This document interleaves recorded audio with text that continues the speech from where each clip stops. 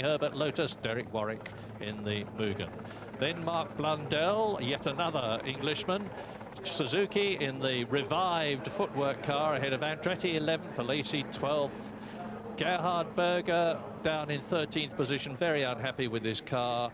Rubens Barrichello in the Jordan. Eric Comas was fourth fastest this morning, but we discovered afterwards that he had virtually empty fuel tanks, which made a considerable difference, to put it mildly. Philippe Alliot there is in 24th position on the grid and starting last again, but my goodness, they are trying. Badoer in his Lola Ferrari. Well, this doesn't look too good, does it? The forecast has been for showers of rain during the race. There are those, of course, who are expecting a Williams walkover, who would say, well, that would be a good thing, because it means we would have a lot of excitement from cars coming in to change tyres from slicks to wets. Well, I don't know whether it's going to rain, and I don't know whether they're going to be switching from slicks to wets, but there is Alain Prost, who is reputed not to like driving in the wet, which he strongly denied when I was talking to him yesterday. He said, I don't like driving in the wet when it was wet like it was in Australia a few years ago, when it was such that you virtually needed a pontoon to get around. But he said, when the circuit is damp, as opposed to slopping wet, I'm as happy as anybody else. That's a man who, as I say, Alain Prost, he's driven in 191 Grand Prix already, whereas Damon Hill has only driven in 10. He's led 4 of them. And he's had the most enormous pressure on him ever since since long before he came here, because the mantle of Nigel Mansell has fallen onto the shoulders of Damon Hill, who is very different attitudinally in personality. Nigel loves the adulation of the crowd, and I think Damon, whilst he likes it very much, at this stage in his career feels a little embarrassed by it and finds it getting in the way of his concentration. It didn't stop him from, as those of you who watched the qualification yesterday, from having pole position right up to the closing seconds when Alain Prost snatched it away from him. And Damon's aim must be to get into Copse Corner first when the lights turn from red to green. That's the dash along the stretch. David Brown on the right, who is Nigel Mansell's ex-race engineer, and he's now working with Alain Prost. And he said they're both a challenge to a race engineer in their different ways. Alain Prost is meticulous, demanding, unbelievably thorough, leaves nothing to chance, tests and retests everything to make sure that everything is absolutely right. He has mastered the very different handling characteristics of the Williams car, but says that he doesn't have the sheer strength that Damon Hill has got, and Silverstone is a very, very physical circuit.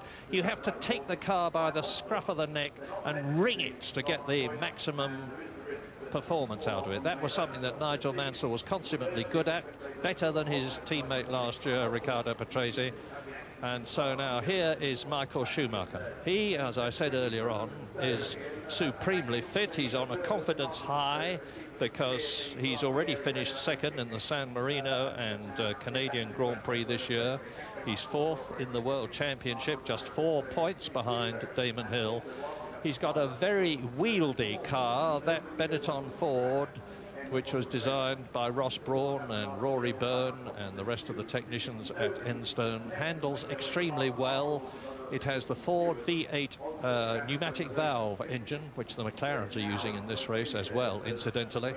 And by virtue of the fact that it's a V8 as opposed to a V10 or a V12, it carries a much lighter fuel load. So there is Kenneth Clark, who is, of course, the Chancellor of the Exchequer, and a very keen motor racing enthusiast. I think he's going to see a good day's racing here. Now, why has Alain Prost got the wheels of his car off the ground? Well, it's up on the jacks just in case there is a sudden shower of rain and they decide that they are going to switch the tyres, or alternatively to let the characteristics of the active suspension develop. Yes, and also, Murray, if you let the weight of the car sit on the tyres and it is warm, you tend to get a tyre going slightly out of roundness. And to have your belt and braces on, it's better to keep the car up on jacks so that the tyre, of course, still being heated by the tyre warmers that you see there to keep the temperature of this compound that's been specially created by the tyre maker to give the optimum performance. Temperature plays a big part in that. At the same time, if you then overheat the tyres for any reason, the tyre can go out of roundness. So the uniformity of the tyre is what they're protecting in this case. Something else for you to remember when you put the car away in the garage tonight, but the tyre compounds on your car are very different to those on a Formula One racing car, of course. So the Williams, the Benettons, the Footworks, the Ferraris, the Lolas, the Larousses, and all the rest of them down there, they have got 192 miles, as near as makes very little difference, to complete in this 9th round of the World Championship this year. And up for grabs, 10 World Championship points for the winner, 6 for second place, 4 for third, and so on, down to 1 point for 6th position. All very hardly fought for. It's by no means unusual in a Grand Prix for half the entry to drop out. And to people who say, I would have thought the engineering brains of the world could make a car that would last for 200 miles, I would say, yes, of course they can, but these cars are more like fighter aircraft than cars. They are built to incredibly meticulous and demanding standards to stand the most enormous stresses. And in the heat of battle, which is a Grand Prix, things can and do go wrong. And you're looking down now at the complex of corners which approach the start and finish line. That is to say, the left-hander at Prix, which is just to the left of your picture. And then there are the 2 right-handers at Luffield after the left-hander at Brooklands. Silverstone has been considerably modified at enormous expense by the British Racing Drivers Club in recent years. The BRDC own it and have ploughed enormous amounts of money into it to maintain Silverstone at the standard which is demanded by the governing body of motorsport in order to have a Grand Prix. And Silverstone have retained that privilege for future years, that is to hold the British Grand Prix. Damon Hill very much within himself now. The tube leading into the front of his helmet is a drinking tube, so that he can take some refreshment if he needs it during the race. It's not going to be as critical here as it is in a lot of races, of course, because if you're racing in somewhere like Brazil, where the temperatures are enormously high, the loss of body fluids is gigantic, and you certainly need to replace it. A lot of people here have come in the hope that this man is going to win, to do something that his late great father, double world champion Graham Hill, who won at Monaco 5 times, the only man in the history of motor racing to win at Le Mans, Indianapolis and the World Championship. The eyes of Alain Prost, who always looks terribly worried, but he's an extremely likeable, cheerful, easy to talk to, relaxed man. Not very relaxed at the moment. Small wonder, because there's a very short time to go now before they go round on the parade lap, the assembly lap, the observation lap. It's given all sorts of names. So just let's have a last check from the commentary box to our man on the spot to find out what's happening about tyres, and the man is Jonathan Palmer. Well, things seem to be pretty settled down here, Murray. We've got all of the front runners in their race cars, except Gerhard Berger, who is in the spare Ferrari after his race car had an active suspension problem.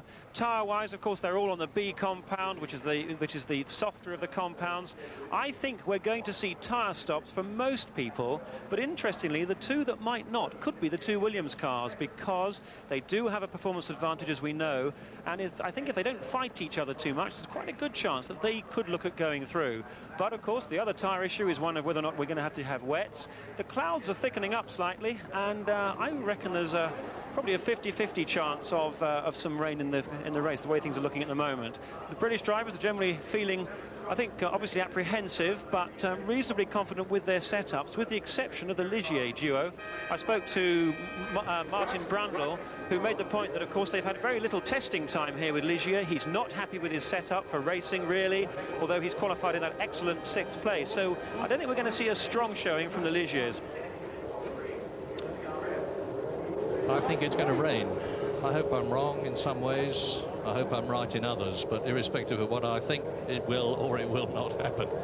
It's getting a bit chilly down there compared with what it was like earlier today, and certainly compared with what it was like yesterday. As you look at, in the centre of your screen, pole position, Alain Prost to the left, Damon Hill, both in Williams-Renaults. Behind Prost is Michael Schumacher. Behind Hill is Ayrton Senna. We're with Michael Schumacher now, looking forwards from his car at Alain Prost. So they go into Cops Corner, the first right-hander, and we're looking down at the helicopter, and you can see what Silverstone is like. Well, and what a view it is as the cars stream away through Cops Corner here. This is where Schumacher had his little problem yesterday and head off towards Beckett's. A complex now of a left that's just coming into screen, followed by a right-hander. It's the next left-hander that's vitally important, the corner that the leading car is going through right now, and then followed by that right before heading up through a gentle left-hander, which is not really a corner, towards Hangar Straight. It's here, of course, that the driver just gets a little bit of time to do things, not much, but to relax just a tiny bit before he brakes quite late nowadays to get into the Stowe corner that they're about to tackle. It's a double apex. They go in just where you see that car doing. They let it drift out a little bit and then take another apex there before going through the left-hander that Patrese had a heavy accident in last year.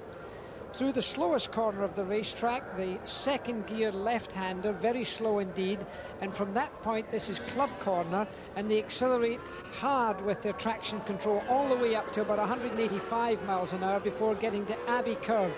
Used to be one of the great corners of the racetrack. Whether men could go through there with a flat-out situation was a big gamble. Nowadays, for them, it's hardly a corner. But now this is bridge. 5th gear, 165 miles an hour before braking hard for Priory. There's a lot of people who have been making mistakes in Priory this weekend in the lesser formulas. Then they go into Brooklands. Got to be careful not to get too excited here and use too much road before getting into Luffield 1, which they're approaching now, and you can see the change of surface there. Drivers got to be conscious of that before getting to Luffield 2, and the grandstands certainly have now filled up. Accelerate hard again, and of course they'll have to come down to a slow speed now. This is Woodcote Corner, and they come back onto the starting grid. That's what they've got to do for 59 laps. Alain Prost, pole position time, 1 minute 19 seconds and 6/1000th, the speed of 147.966 miles an hour, and that is very quick. He won't be as quick as that today. He might not even reach Nigel Mansell's lap record time from last year of 1 minute 22.539 seconds, but Prost will be quick. Well, the preliminaries are over, the talking is stopping, and Alain Prost and Damon Hill, left bottom of your screen, are ready to go, as are the rest of them. Prost, Hill, then Schumacher in 3rd position. In 4th place, Ayrton Senna. 5th and 6th, Senna and Brundle. You know what that means, don't you? It means they're ready to go. Watch the lights.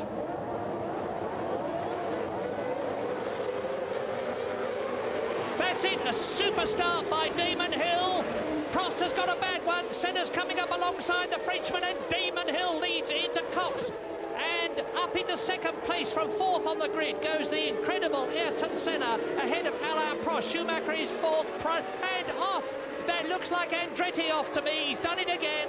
Yet again, he has failed to start properly, and he is out of the race almost as soon as it's begun. Andretti having a terrible season. He's used to starting rolling starts in America, but never mind. Here comes Hill down the hangar straight in the Williams Renault, leading Ayrton Senna. Now, is the Brazilian going to be able to stay ahead of Prost?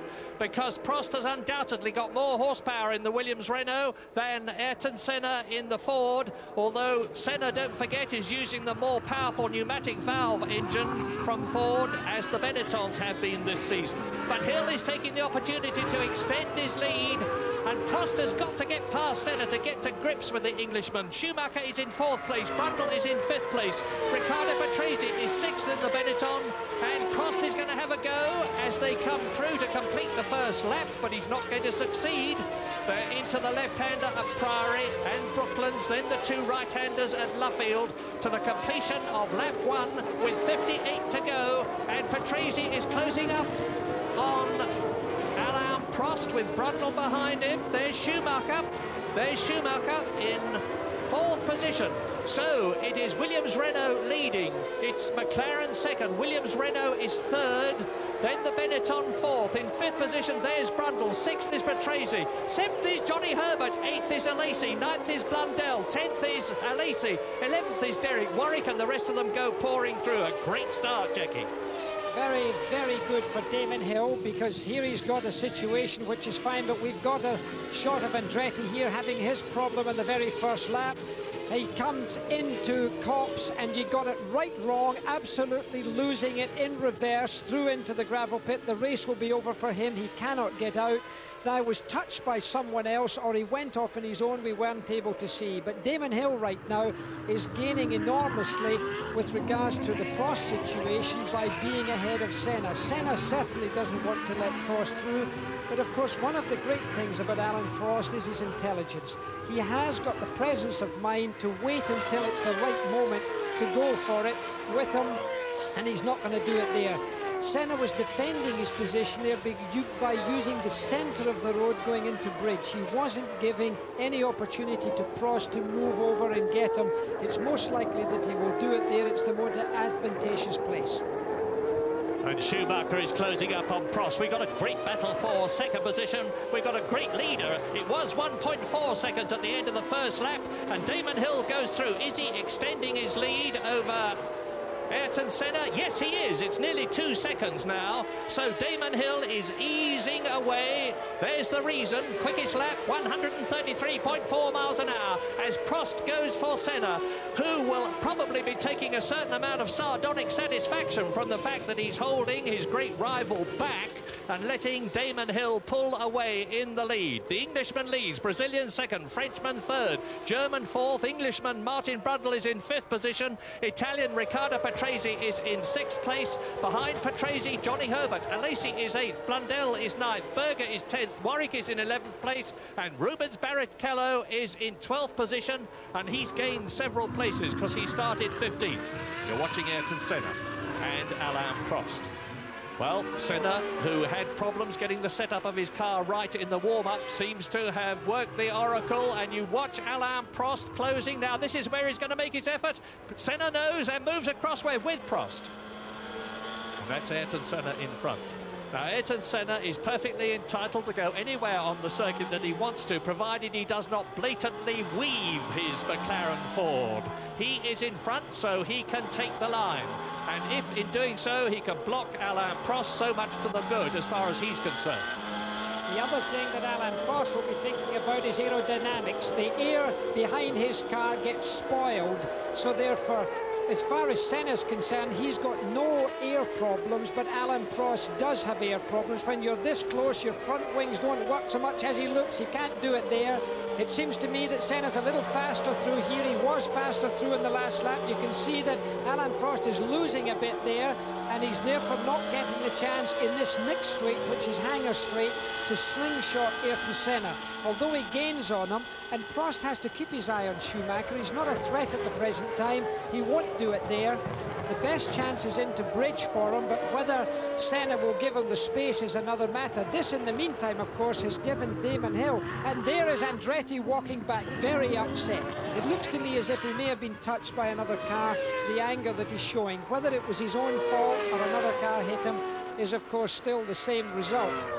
Look at Prost now, going through Abbey. This is the time for it. He's going to try and do it, but of course he's not getting much space. Senna's not giving him it. In the meantime, Damon is, of course, using this to his advantage. He's pulling out this handsome lead, which, of course, then Prost would have to try and catch if he does get past Senna, which I'm sure he will. Well, Damon Hill is leading now on lap 4 out of 59 by 2.3 seconds and building. And Michael Andretti must feel dreadful. That's the 5th time in 9 races that he has retired, and retired in the very early stages. He just cannot seem to master the technique of getting away from a standing start, although maybe, as Jackie says, he was touched by somebody. Meantime, this great fight for second position at Silverstone, there it is, and they are Senna, Prost, Schumacher. And 3 seconds behind them, Martin Brundle in the Ligier Renault, and 1.5 seconds behind him is Riccardo Patrese in 6th place. Johnny Herbert is still 7th, Lacey is 8th, Blundell is in 9th position.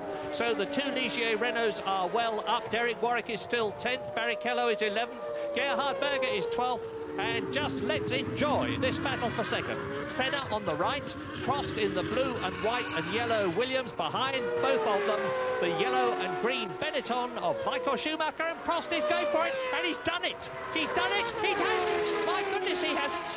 Wow, that was very, very fraught indeed. Did you see the way the Williams got out of shape there? Senna's not having any of that. No, you won't, he says, and retains his second place, and because of that, Prost lost a bit of momentum, and Michael Schumacher is right with him, and Senna has slightly extended his lead over the Williams Renault, and I have little doubt that Damon Hill will be further ahead of all of them. We're with Schumacher. Let's watch this and see what happens. We're with Michael Schumacher pursuing in the Benetton. The light comes on, incidentally, on the dashboard when the rev limiter starts to operate, and he just flicks the gears and changes them. There he goes again. They are operating the semi-automatic gearbox, or in the case of the McLaren Ford, the virtually automatic gearbox, because all the changes are programmed into the gearbox according to the configuration of the circuit. And look at the lead that Damon Hill has got on lap 6 out of 59. These 3 are holding each other up. Prost goes for it again. And yet again, Senna closes the door, politely but firmly. Senna ahead, we're with Prost. And the fastest lap so far, Damon Hill, 1:26.71, compared with the lap record, 1:22.5. But as I always say, it's early days. They have almost a full fuel load as Prost right up to Senna now as they come to bridge. This is the incredible 160-mile-an-hour corner, and we're looking back from Senna at Prost and Schumacher. You can see Ayrton Senna's McLaren suspension bobbing up and down, and you can see underneath the wing. Well, now we're looking forward from Prost to Senna. We have cameras on Senna's car, on Prost's car, and on Schumacher's car. Second, third, and fourth. I'll have it now, says Alain Prost. I think I'm going to take second place. I don't think you are, says Ayrton Senna. Yes, I am. No. This is absolutely sensational stuff. Just look at Schumacher behind them too. This is the best scrap in the leading places that we've had all season, no doubt about it. I think Alain Prost is going to be a little upset, in fact, because I think he feels now that Ayrton was cramping him there on the way through. He almost had the pass. I think sooner or later, as we see it now, he's just made that pass very strongly. If he holds the tight line in, he's okay. And Schumacher now is obviously in a position to threaten Senna. Schumacher will incidentally be much more aggressive on Senna than Alain Prost was. Schumacher's younger, bright-eyed, bushy-tailed, full of enthusiasm. enthusiasm. Ayrton Senna may have got his tyre temperatures a wee bit up, and there you're with Schumacher getting close to Ayrton Senna. And watch this young man. He's going to give him a real push, and he has done it. He's gone through. No, he hasn't. They were side by side. You can see the correction that Schumacher had to make. He was surprised, looking behind from Ayrton Senna's car. Very good picture of Schumacher. Schumacher not hitting the curve, being very clean, using a different piece of road sometimes than Senna. Again from Schumacher's car, looking forward.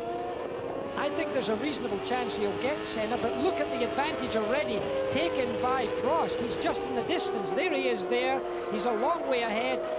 Really, Ayrton Senna was holding him up, also holding Schumacher up. It's a question as to now whether the young lion can have a go at the three-time world champion master. I think he'll pass him, and I think he will have a go at him more aggressively than Alain Prost did. And meantime, Alain Prost, who is definitely clearing off, is nearly 8 seconds behind Damon Hill. He's got to have his work cut out to catch the Englishman, let alone get past him. And Schumacher attacks Ayrton Senna. Now, there is no power advantage for Michael Schumacher here, as there was for Alain Prost, because both Senna in the McLaren and Schumacher in the Benetton have identical Ford pneumatic valve V8 engines, and it is showing. The aerodynamics on the Benetton are said by some to be slightly better than those of the McLaren. But now, as you watch this battle for third position, there's the confirmation that Hill is leading Prost by nearly 8 seconds.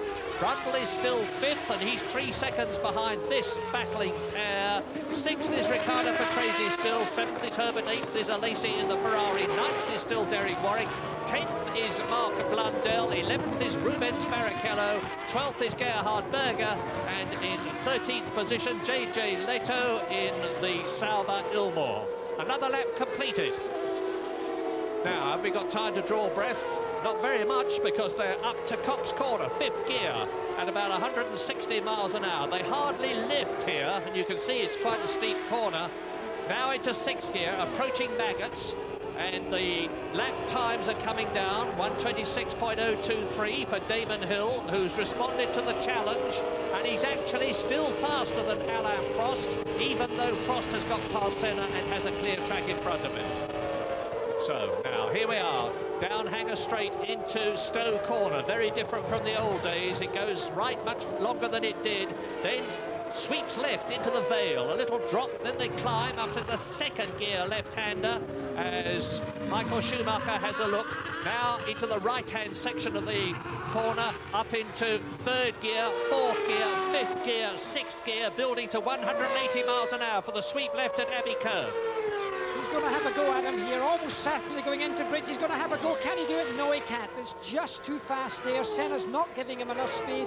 He doesn't have the momentum to do it, but that's the place he would like to have done it. However, it is, of course, the most dangerous place to choose to do it. So Ayrton Senna, enormously experienced, of course, with pressure, but not always from behind. Schumacher, bright-eyed, bushy-tailed, as I said earlier, but he's lost time, you see, by that attempt to pass. He's dropped back a little bit. What a nice fight this is, though.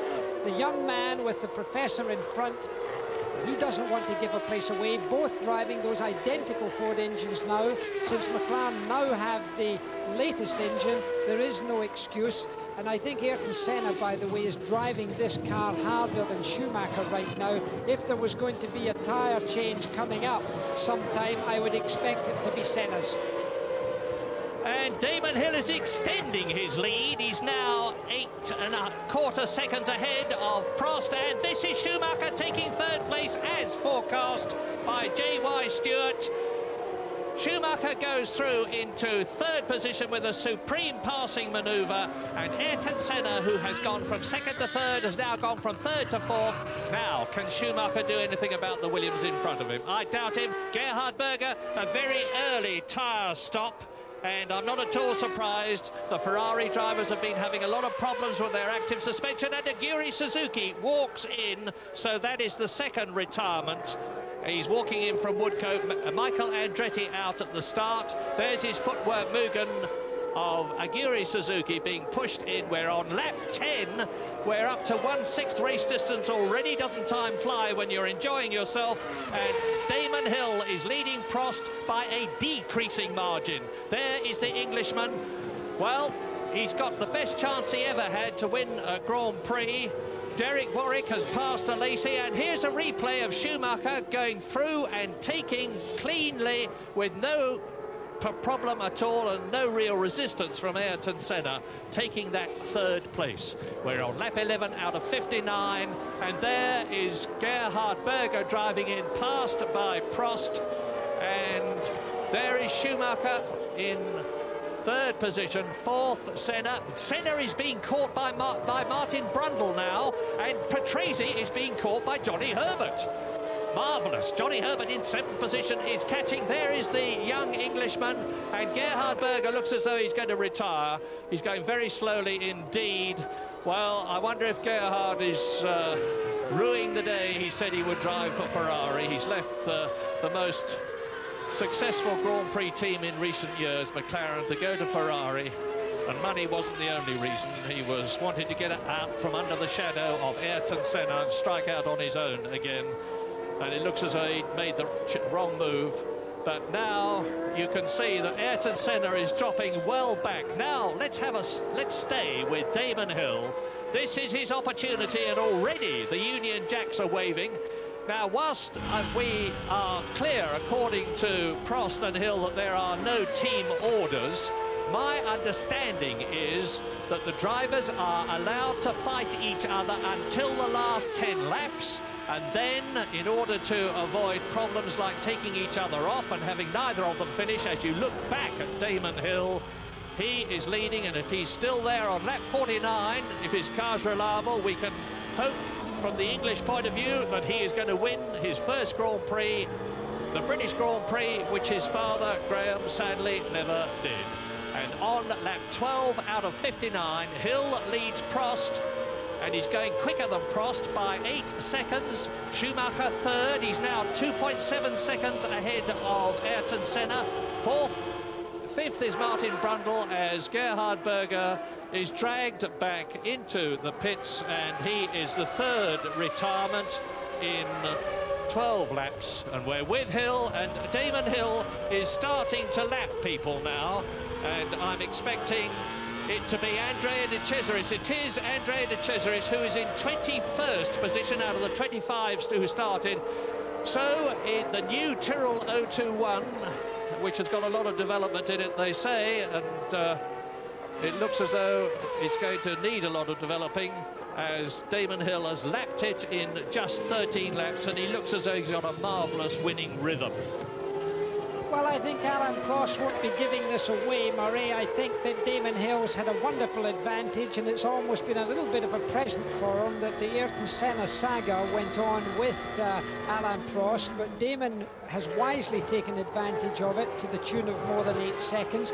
I do think that Alan Prost will start to be able to stand on it a little bit. There he is. He's got nothing to lose and everything to gain. He's one of the smoothest drivers. Let's just watch him. He hardly ever touches a curb. He hardly ever uses more than the black tar rather than getting onto the white curbs on the exits of corners.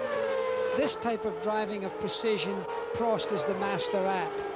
He truly is one of the greatest drivers that I've known on the track. Does it with such precision, with such finesse, lets a car roll into the corner rather than breaking it into a corner, giving the suspension every chance to do the job it was designed and intended to do. The only place, it'll be interesting to see if he uses the curb coming out of Woodcote. Yes, he does. That's the only rumble strip, and it's not really a rough one that all of the drivers use. But very little will you see of that man Prost using curbs. Well, the next man for Damon Hill to lap is Akio Kitayama, but we're looking now at Michael Schumacher. Now, this is Schumacher's telemetry. On the left, you see the throttle pedal at 100%. He's got it flat on the metal. 12,000 RPM, over 150 miles an hour. Watch the way he backs off and how rapidly the revs rise and fall from 9,000 to 15,000. And he's doing, as you can see, nearly over 170 miles an hour. I can't keep up with him. 185 miles an hour, and that 190. And Michael Schumacher has got the pedal either absolutely flat or right off, depending on where he is on the circuit. You see he's backed right off now. He's in first gear. Wonderful graphics these are, because they are linked by radio directly to Michael Schumacher's car. You are following every move that the German makes. He's in third position. He's lapping about 9/10 of a second slower than Damon Hill at the present moment. But no, I tell a lie, he's lapping much closer than that. It's only about 2/10 off on this last lap. So Schumacher is holding the two Williams in front of him, but there is a gap on lap 15 of 8 seconds between Prost in second place and Hill leading. And as Michael Schumacher goes through and completes the lap, he is 8.5 seconds behind Alain Prost. And look up, look up, look at those rain clouds. They seem to be getting lower and lower to me. And it won't surprise me one little bit if soon we are seeing drops appear on the lens of the camera that we're looking through from the race cars, indicating that there is rain. And it's not until the circuit starts to glisten that you need to start thinking about changing to rain tyres. The drivers are always very conscious, of course, of the rain risk. The marshals also, and we have such a wonderful band of marshals here in Britain. If there's a bit of rain at one end of the circuit, and it may sometimes happen, particularly here at Silverstone, where it's not wet at another end of the circuits, the marshals will point upwards with their hands and fingers and sometimes show a yellow and orange striped flag, which means the surface is slippery. The drivers themselves, however, are very conscious at looking ahead.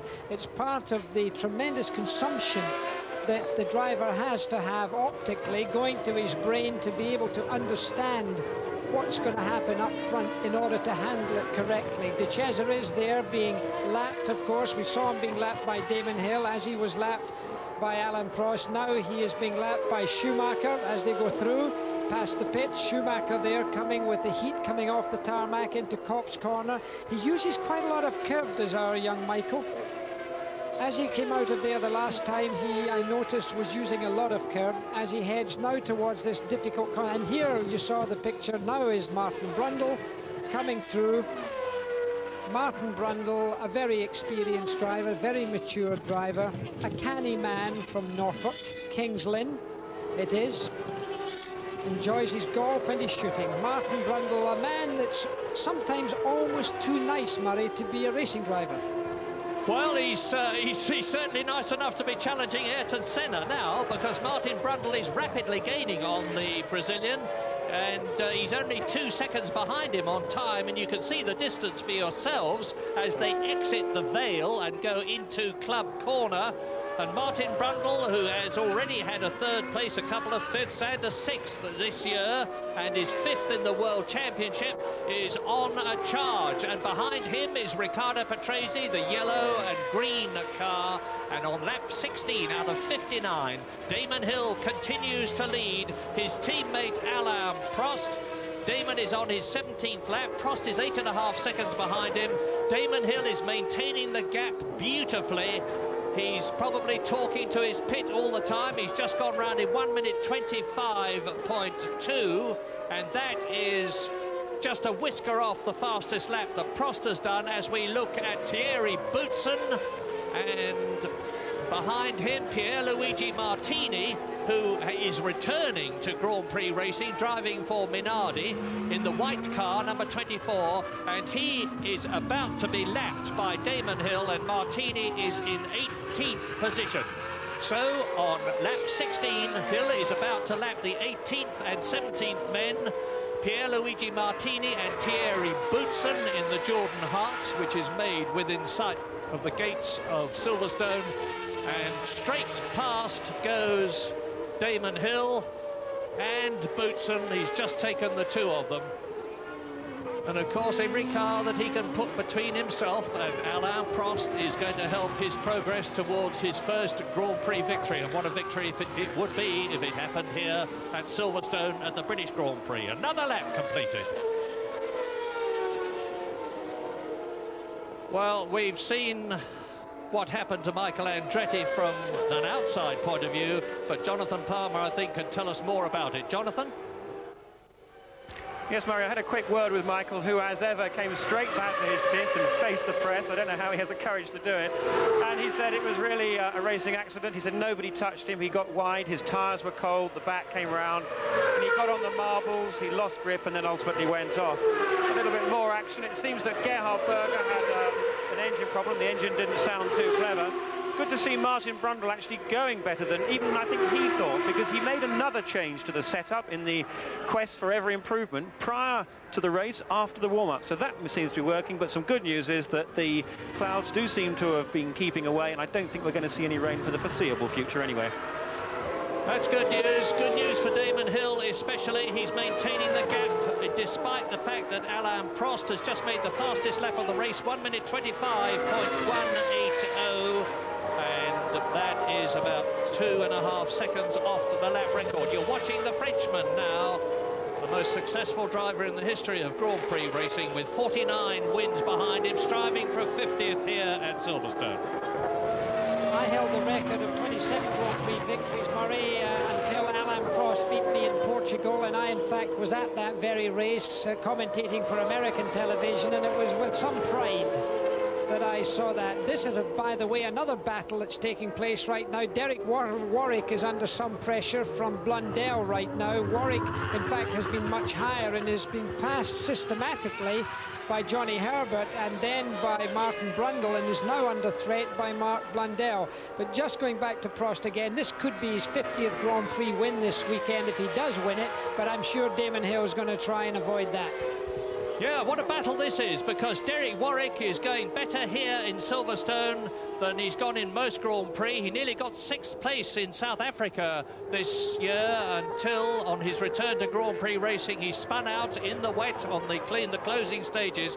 But Warwick has got the McLaren tag active suspension on the footwork. They've licensed it from McLaren and they're getting used to it. And as I said earlier on, Derek Warwick did extremely well in the warm-up this morning, because in the footwork he was 5th fastest. He's maintaining that momentum. His teammate Aguri Suzuki, as you know, is out of the race, and Mark Blundell is something to talk about too, because, as I said, he went off on Friday at 150 miles an hour, and this is the stuff that Grand Prix drivers are made out of. They'll get back in a car, notwithstanding the fact that they've had an enormous crash.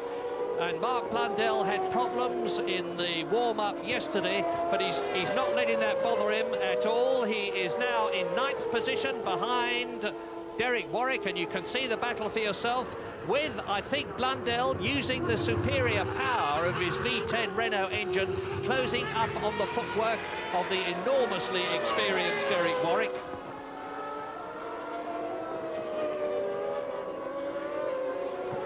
So, Blundell, and this is interesting, in the pit lane, the McLaren crew are ready to change the tyres. You can see they've got the tyre warmers on still.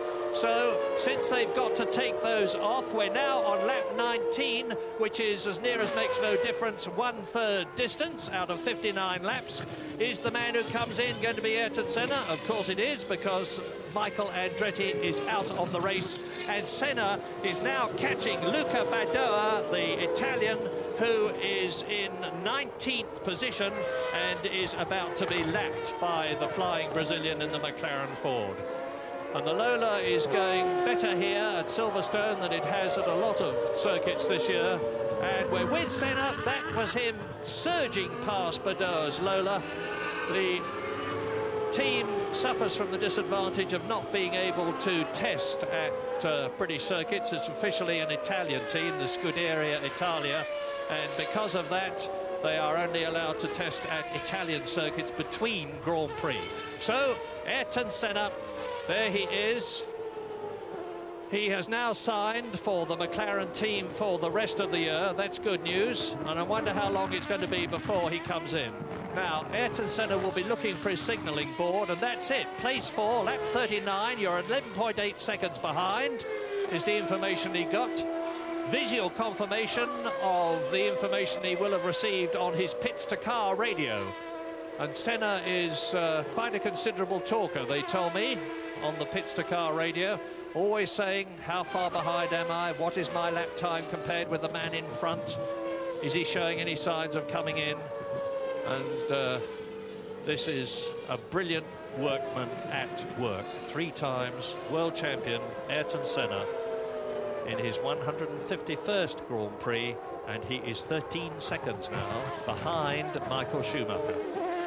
And I am surprised that Senna is as much as 13 seconds behind Schumacher, considering they're in cars with virtually identical engines. I wonder if he has got some sort of a problem. I don't think that the McLaren, in fact, is working all that well, and I think this is what you're seeing now with Ayrton Senna. I think he is a better driver, and there you see the man himself driving. Incidentally, the gloves that you see, he wears his gloves inside out. He's superstitious. Isn't it wonderful?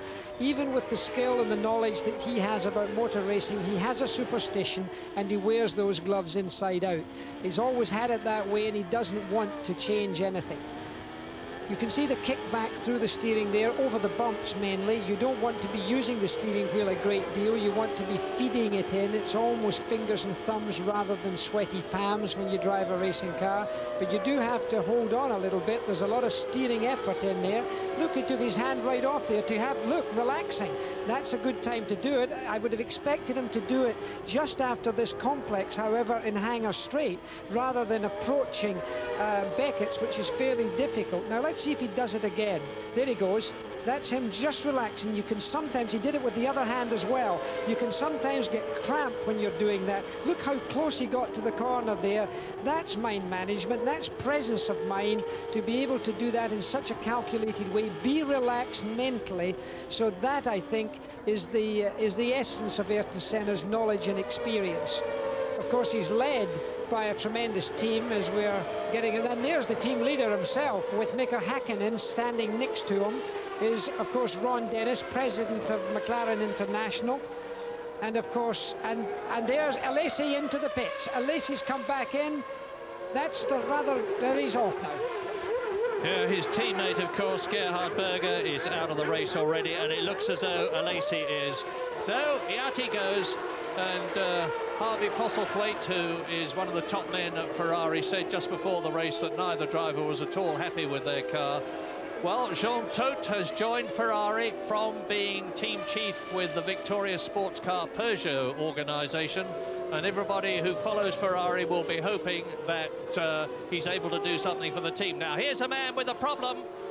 Damon Hill has got a problem, and the problem is called Alain Prost, because Prost has just gone round. There's the confirmation, 1 minute 26.4.621, and you look back and there is Alain Prost lapping Sandro Zanardi's Lotus, or trying to, and Prost has now got his rhythm going. He's making a charge. He's closing up on Damon Hill. The gap has come down from over 8 seconds to 5.7 seconds. And the Frenchman is closing. Hill leads, lap 23. Prost is second, and you are with him now. Those are the hands of the 3 times world champion coming into Woodcote and exiting it, building up to 180 miles an hour as he approaches Copse Corner. He will flick the lever underneath the steering wheel to change down into 5th gear. Take Prost, take Copse. Now he goes building speed into Maggots, 5th gear, the left-hander, now into that complex where they get 4.5G one way and then immediately 4.5G the other way. It is incomprehensible to me that they can keep driving at that speed and with those pressures. But now he's down the Hangar Straight and he can see Damon Hill's Williams-Renault in front of him. But the gap has gone up a bit. Damon Hill has gone quicker. He's responded to the challenge. He has lapped 7/10 of a second. This is Damon Hill leading. And he is now ahead of the Sauber of JJ Leto. And Leto, the Finnish driver, is in 11th position.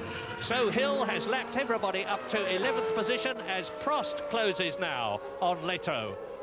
And the Saubers have had a lot of trouble here at Silverstone getting grip on the circuit. Whatever they did to the setup, it made little difference to the grip that they were getting. And I need hardly tell you that when you're travelling at the speeds and with the G pressures on the cars that they do, grip is rather important. So Leto out of the right-hander at Woodcote, coming through to complete the lap. There he goes. That is Prost behind him. They're into lap 25 now, and Prost has done it again, another fastest lap. 1 minute 24.497, 2 seconds off Mansell's lap record, and the gap is down to 5.3 seconds. And there's a Lotus coming into the pits, I can tell you that. It is Sandro Zanardi who locks up. Now let's watch this wheel change. 7 seconds would be good. Well, 9.2, not brilliant. Sandro Zanardi, who was very, very stiff when this race began because he went head-on into the wall, as those of you who saw the Lotus feature before we started talking to you will know, wrote off a car and didn't do himself a lot of good. And now there's a Ligier coming in. Is it Martin Brundle? Yes, it is. Martin Brundle comes in 6th position. He's bound to lose a place because Johnny Herbert was only 1.7 seconds behind him. That's a good pit stop. Martin Brundle is through, but Johnny Herbert has moved up into 6th position and is in the points. And I have little doubt that Herbert will have to make a pit stop to change tyres and meet now. There's Derek Warwick. So Derek Warwick was in 8th position, and Martin Brundle, therefore, there he is down to 7th, behind Johnny Herbert, who has moved up to 6th, and just ahead of Derek Warwick, who is 8th, and his teammate Mark Blundell, who is 9th, and they are all catching the Lola Ferrari of Italian Luca Badoer, race leader.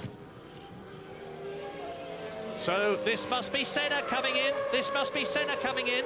And I remind you that 3 times world champion Ayrton Senna is in 4th position, a long way now behind Michael Schumacher as you watch Alain Prost, 6.2 seconds, and Senna is coming into the pits as I talk to you behind Boutsen. He won't be at all happy about this because Boutsen is cruising in and Senna will want to come absolutely flying in. We're with Senna now, up to his pit team. Undergoes the jack, the hydraulic jack, lifts the front of him. One mechanic cleans his visor. There are mechanics on every tyre. What a stop! 5.1 seconds for Ayrton Senna. Wow, that is terrific. And that's Leto, JJ Leto, out of the race at Stowe Corner. I didn't see what happened, but no, it's Wendlinger. It's Wendlinger. I recognise the Sauber overalls. It's Karl Wendlinger out of the British Grand Prix. The Austrian, who is a protege of Gerhard Berger.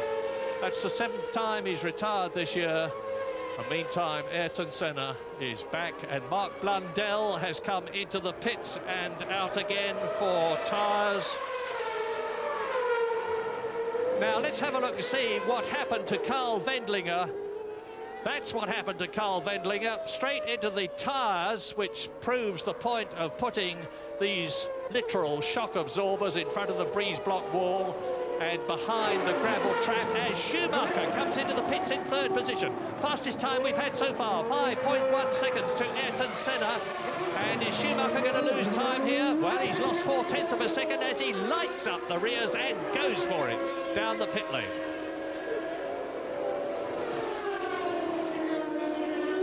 This British Grand Prix at Silverstone is turning out to be really something. The leaders now are on lap 27 out of 49. You look at Ayrton Senna coming through and completing his first lap after his tyre change. Damon Hill is leading Alain Prost. They're matching each other lap for lap. The times are coming down. 1 minute 24.4, 1 minute 24.3. The times of Damon Hill and Alain Prost. And there is Ayrton Senna. But interestingly enough, Jonathan Palmer said earlier on that he thought that the Williams team might not be making a tyre stop because they went so easy on the tyres. Well, there's no indication. We've just had a message from him. There's no indication from the pit lane that tyres are being readied for second place man, Alain Prost. This is him, number 2, or the leader. They are now being readied. Somebody's coming in. There's the gap between Damon Hill and Prost. And for sure, if Damon Hill comes in, he's going to lose the lead to Alain Prost on the 28th lap out of 59. Well, here is the Williams pit. You can watch and take part in mentally Damon Hill's pit stop, if indeed it is Hill that comes in rather than Alain Prost. And remember, I don't mean this unkindly, but in the past, the Williams team have not always been as good at tyre stops as the McLaren team have, for instance. Now, here's Hill. Is Hill coming in at the end of lap 28 with 31 still to go?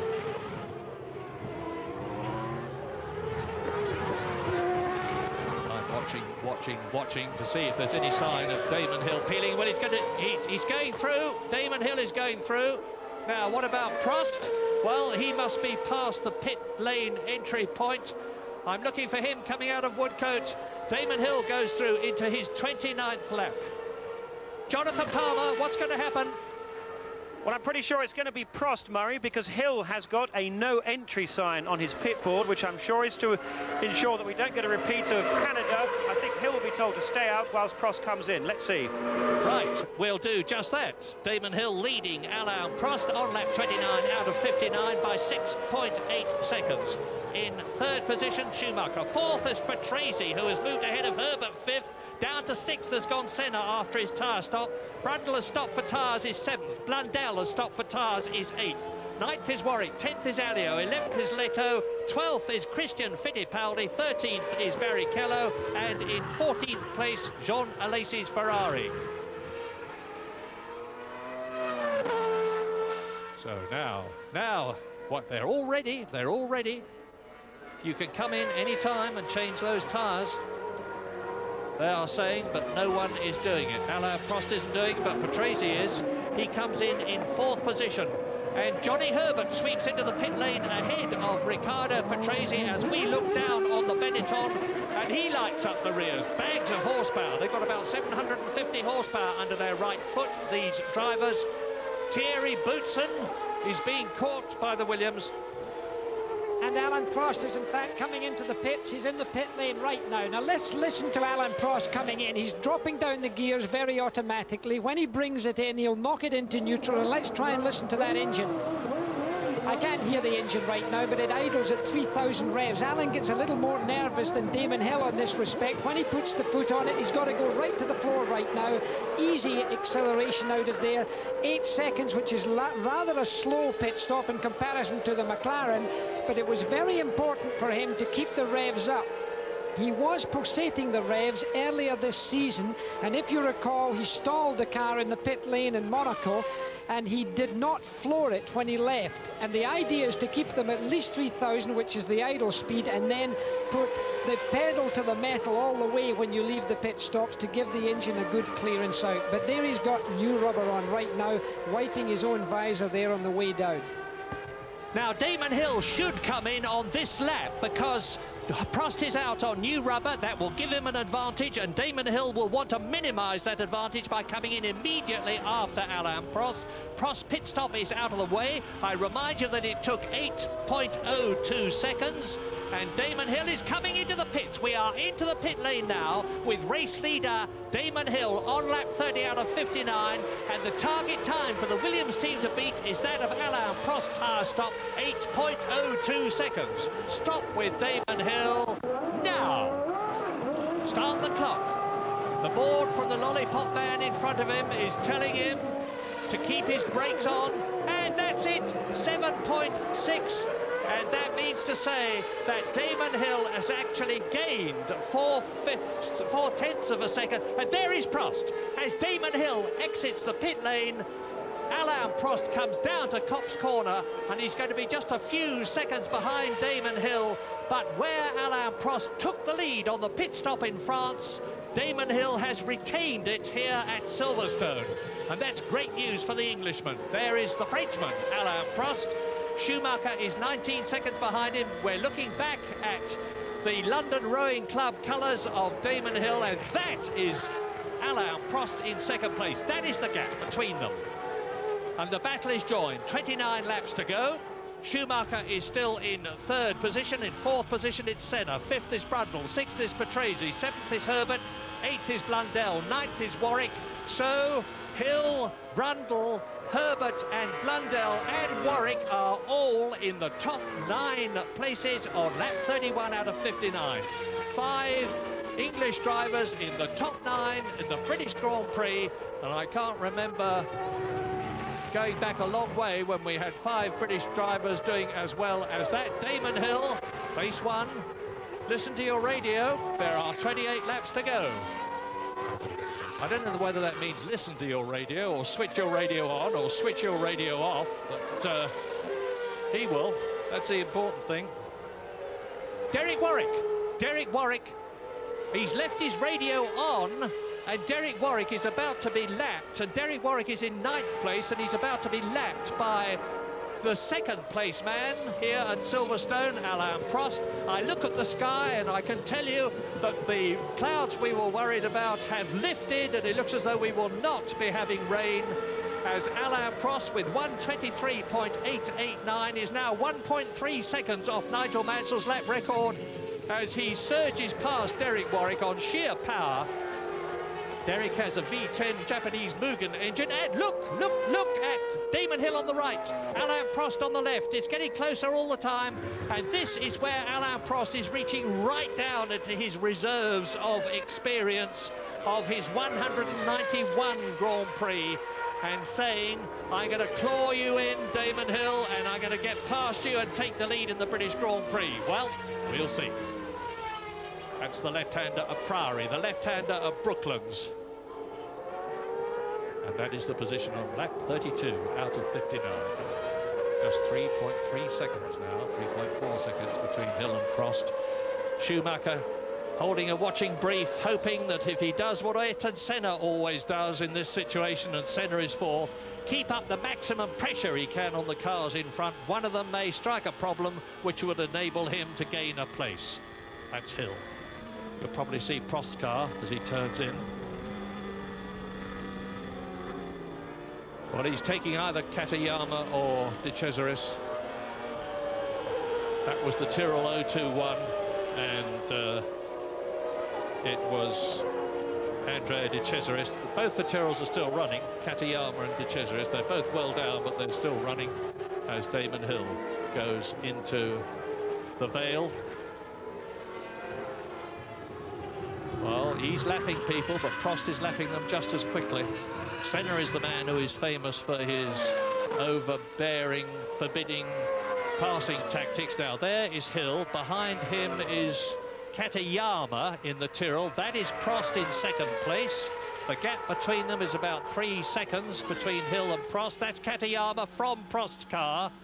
And Alain just moves over. Katayama gives him space. The Japanese driver is in his second season of Grand Prix racing. This is his 23rd race, and that is Ayrton Senna in fourth place. He's 17 seconds now behind Michael Schumacher. The race order is Hill, Prost, Schumacher, Senna, first, second, third, fourth. Martin Brundle still in the points at fifth, ahead of Riccardo Patrese in sixth position in the Benetton Ford. Seventh is Johnny Herbert. Blundell is eighth. Warwick is ninth. Leto is 10th. Alio is 11th. Fittipaldi is in 12th position. And there is Ayrton Senna on target at the present moment for fourth position.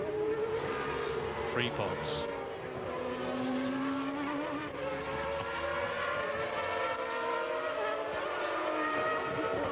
Ayrton Senna in the McLaren Ford. And here's a problem. Bader being passed by Andrea De Cesaris. Oh, and once again, Andrea De Cesaris, I don't know whether it was his fault in quotes or not, but he bangs wheels, and through goes the Sauber Ilmore, and past De Cesaris, who lost momentum there, goes Bader again. You know it's Bader because, as I said earlier on, his teammate Michele Alboreto again failed to qualify for the British Grand Prix for the 4th one in succession. And the leader now, Damon Hill, is increasing his lead. He's driving an absolutely superb race because he's now extended his lead over Alain Prost on lap 34 to 4.2 seconds. I take my hat off to Damon because this is indeed pressure to have Alain Prost behind you and to have narrowed that gap, because although Damon Hill's pit stop was slightly faster, the entrance and exit from pit lane must have been slightly slower to bring him down to what it was when they rejoined the race properly. Prost again having done fastest lap, as you could see. He really is a man of tremendous determination. But to keep this pressure on Damon Hill is a great virtue for Hill to recognise after this race is over, and I sincerely hope he's able to do this. A race that his father never did win. It would be wonderful for Damon to get his first, and I'm sure of many Grand Prix victories here in front of his own hometown crowd. There you go, 3rd place Schumacher as Bader comes off. Obviously a mechanical trouble of some kind. He parks the car neatly at the side of the track as we go back to Schumacher. This, of course, is a young man who came blazing onto the scene through the Jordan team and then went over to this Benetton team, had been a Mercedes sports car driver of some note. Had not had a particularly famous turn of 3000, Formula 3000. Came through, I think, with the additional power. He's 28.2 seconds behind Damon Hill, however. That's quite a long way. But at the same time, he obviously ground his way into the powerful chassis and engines through Mercedes. Of course, running active suspension, as the cars are doing nowadays, and in Canada he was pressing a button as he went round, as we see the shot going back towards him, to lower the car and to get the speed going along the straight. Yes, indeed, they have a ride height control, as do the leading teams with active suspension, and now Alain Prost is really charging. He's just gone round 1.3 seconds faster than Damon Hill and closed the gap to just over 2 seconds. There's Hill, he's being held up. No, he's not. Mark Blundell moves out of his way. Is he going to do the same thing for Alain Prost? Because the Frenchman now is right behind the Ligier Renault, and you're seeing now the drivers who are in 1st and 8th and second positions, with Mark Blundell being sandwiched between the two Williams cars. He politely moves over. Mark Blundell in 8th position behind Johnny Herbert, Riccardo Patrese, who is in 6th place, and Martin Brundle, who is 5th. Senna is 4th. Schumacher is 3rd. And you watch the battle for the lead between Damon Hill and his teammate Alain Prost, as Hill bears down on Thierry Boutsen's Jordan Hart. Now, Thierry Boutsen is certainly off the boil these days, and he hasn't shone in the Jordan Hart. And Alain Prost has taken the opportunity now. Now, Damon Hill has got to get past Thierry Boutsen quickly, because if he doesn't, if he misjudges it, Prost will be able to take both of them on lap 37 and take the lead. Now, this is crucial for Damon Hill. He's out of Boutsen's slipstream, so is Prost. And behind them is Mark Blundell, who has been lapped. They go into Stowe at over 100 miles an hour. And for some reason or another, the safety car is leaving the pit lane. You can't see it, and neither, of course, can Hill and Prost. It may be that there's a problem with Luca Badoer's car. I'm very surprised if they're going to slow up the race behind the pace car. There it is, and it's being passed by JJ Leto's Sauber. It's a recovery vehicle for Badoer's Dallara. Meantime, the race continues on lap 37. This is what Prost has been waiting for. They've both changed tyres. They're both on a set of new, comparatively new Goodyears, and they are absolutely together as they were in France. But they are both going to be very careful indeed, whilst battling for the lead, to remember that they are both driving Williams Renaults. And the one thing that the team wants is 16 World Championship points for the Constructors' title. They don't want them to take each other off. So is Damon Hill going to fight to stay in the front. Of course he is. This is the British Grand Prix. And meantime, Mark Blundell is catching both of them. Mark Blundell in 8th place, who has been lapped. Now that's significant. They're slowing right down. They've seen the safety car. They're all closing up now in formation. Now what will happen is that the safety car observer, there is the safety car as they come through the veil. SC means safety car. And they're going to slow right down. The race continues. The time clocks continue. It just means to say that they have to hold station. This is, if you like, the European version of the yellow lights which go on in IndyCar racing in America. And of course it closes everybody right up, and in effect means that you have a second race, because when that safety car pulls off, look at me, Mum, I'm in a racing car, says the marshal, and the car is pulled off. Well, it's not going to delay the race very much. And when that pace car goes round without the lights on top flashing, you can see the flashing lights there. When those lights are turned off, Damon Hill, Alain Prost and the others who are following will know that it is going to pull into the safety lane on the next time round, and that the race will be on again. Well, Hill behind the safety car, Prost behind the safety car. Blundell, who has been lapped, is behind both of them, as is Thierry Boutsen. The lights are off the safety car. Damon Hill knows that. Alain Prost knows that. They may both have told the pits as a matter of interest on their radio. This is the view. Now we're looking, we've actually got a camera on the safety car as well, and it is looking at Alain Prost. Now, build yourselves up at home for something that is going to be really terrific, because when that white Ford safety car pulls off into the pit lane, the race will be on again, and Prost will be looking to jump Damon Hill. He's weaving to keep his tyres warm, as is Mark Blundell, Thierry Boutsen. Then the battle behind is Derek Warwick, Riccardo Patrese, and Derek Warwick is in 9th position, ahead of, no, it's Michael Schumacher, my apologies, not Patrese. There is Katayama and Leto and Boutsen, Alesi, Johnny Herbert, Ayrton Senna, and the race order as the race is about to start full blast is Hill leading, Prost 2nd, Schumacher 3rd, Senna 4th, Brundle 5th, Patrese 6th, Herbert 7th, and Mark Blundell in 8th position. Right, now then, fasten your safety belts. Into the pit lane comes Andrea de Cesaris, the man who's won more Grand Prix than anybody else in the history of Grand Prix racing without actually winning one of them.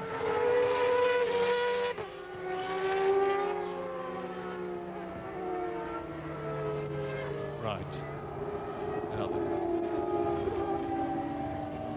They're into the approach to Priory, the left-hander. Then there's Brooklands, then there's Luffield 1, then there's Luffield 2, then there's Woodcote, and it's there that the safety car will pull off. So, at home, are you ready? Prost, you see, moving right up behind Damon Hill. Watch the safety car. Those yellow lines indicate where he's going to pull in. He pulls in, and the races go. And across the line go the two Williams Renaults as one, followed by lapped Mark Blundell. And Prost now is going to go for that lead at this point. But Damon Hill already has increased the gap very slightly between himself and Alain Prost. This is Damon Hill's supreme day. He's on lap 40 out of 59. If he can hang on until lap 49, if my understanding is correct, they will hold station for the last 10 laps. We'll see. The problem for Damon Hill is now whether he can stand the pressure that's going to come from Alain Prost right now. You remember the last time that the safety car came out was Brazil, where in fact Damon lost that race under those circumstances. But a more experienced driver such as Alain Prost, when the race has restarted, usually would be expected to have a slight advantage, a slight edge, because of his knowledge, because of his experience, because of his coolness. He doesn't seem to be able to take it right now, because if anything at all, Damon's opened that gap out just a wee bit. The slow corner there of Priory allowed Prost to get a little bit closer. Watch him here. He lets the car run into the corner very nicely. He has an ability to take the brakes off very easily before he gets to a corner. But I think Damon Hill's taken it. I think Damon Hill's now almost got the right pace for it. Whether he can keep it up for those last laps that we're about to see before so-called the arrangement comes into play is another matter. You're looking, of course, forward from the car of Alain Prost as they go through the Beckett's connection, as it is, because it's one corner immediately after another corner, getting on to Hanger Straight, and Damon has, Murray, an advantage that I think he must be reasonably pleased with, certainly more than he had the lap before. And Alain Prost has driven in 19 times more Grand Prix than Damon Hill. This is Damon Hill's 11th. It's Alain Prost, 190 seconds second. But Prost has lost none of his enthusiasm for victory. He wants the 10 points as opposed to the 6 points that he would get if he won this race, because that would help him extend his championship lead over second place man Ayrton Senna. Damon Hill is third in the championship. We're on lap 41 now. It's Hill leading, Prost second. You can see the gap for yourselves. Schumacher is 5.7 seconds behind them. Ayrton Senna is 8 seconds behind Schumacher in fourth place. Martin Brundle is fifth. Patrese is sixth. Herbert is seventh. Blundell is eighth. Warwick is ninth. So the British drivers are all in the top 9 places, as they were when this race started. Leto is 10th. Alio is 11th. And in 12th place, Fittipaldi ahead of Rubens Barrichello. But this is the race, and Damon Hill is taking it at the present moment. And there is the proof, 122.5. That is exactly, in fact, that is a new lap record. Damon Hill here at Silverstone has broken Nigel Mansell's lap record from last year, and last year Nigel Mansell had got wider tyres, he'd got more downforce, he'd got more powerful fuel, and Damon Hill is going quicker than Nigel did last year. Damon looks as though, and I must be careful what I say now, he is in line for his first Grand Prix win at Silverstone. But there's still some time to go. This is lap 42. We're with Ayrton Senna now, and he's gesturing at the Lotus driver in front of him, and that is Sandro Zanardi, who is in 5th place. Senna is 4th, and there's an engine blowing. It's Damon Hill. What can I or anybody say?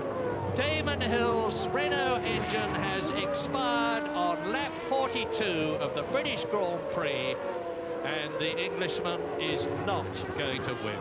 Well, his body language says bitter disappointment, and you can understand that.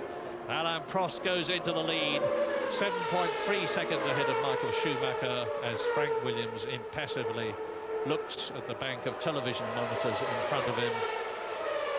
And I can just imagine what's going through Damon Hill's mind now. What have I got to do to win a Grand Prix, leading on the 42nd lap?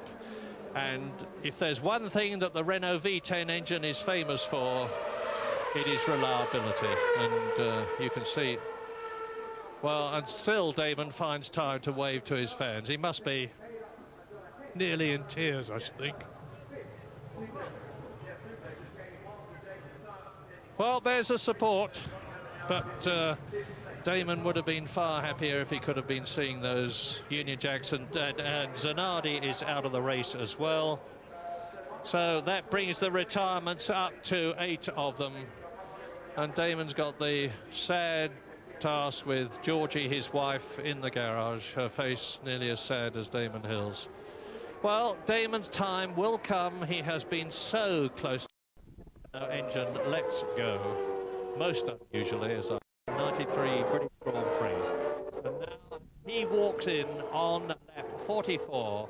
Michael Schumacher is actually lapping faster than Alain Prost, who you look at now, and Schumacher is 6.6 seconds. There he is in the background. He's got to take Mark Blundell, who is in 7th place. Now here is Blundell in the Ligier Renault. He's about to be lapped by the 2nd place man, Michael Schumacher, and there you can see Schumacher is 6.6 seconds behind Alain Prost, and his last lap was 0.8 of a second faster than the Englishman, than the Frenchman's. Now, is Mark Blundell inadvertently holding up Michael Schumacher? The German needs all the help he can get at this stage of the race, because Alain Prost has got a clear track in front of him, which Michael Schumacher most assuredly has not. And he has to be very careful not to go offline onto the rubber crumb from the tyres of other cars, which are lining the sides of the circuit and in effect making rubber ball bearings, which it's all too easy to spin off on. And I think Blundell is going slower than Michael Schumacher would like him to. Well, the gap now is, let's have a look, it was 6.5 seconds. Prost is on his 45th lap now, and yes, it's Schumacher lost a full second on that lap. The gap is up to 7.5 seconds, with Alain Prost having lapped 9/10 quicker. But now Schumacher's in the clear. You can see how he's pulling away. Now this is the battle. All through the field it continues, and the battle now is between Senna, Brundle and Herbert for 3rd position. And you'll be able to see in a moment just how close to each other they are, because there's Ayrton Senna, and we're with the McLaren now. He is on his 45th lap.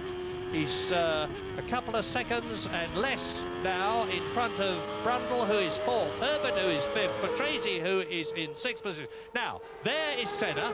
Behind him is Fittipaldi, who has been lapped. Behind him is a Lacey, who has been lapped. There is Martin Brundle in the blue and white Ligier, who's just lapped Zanardi and Boutsen. And Herbert is behind Thierry Boutsen. And we're on lap 45.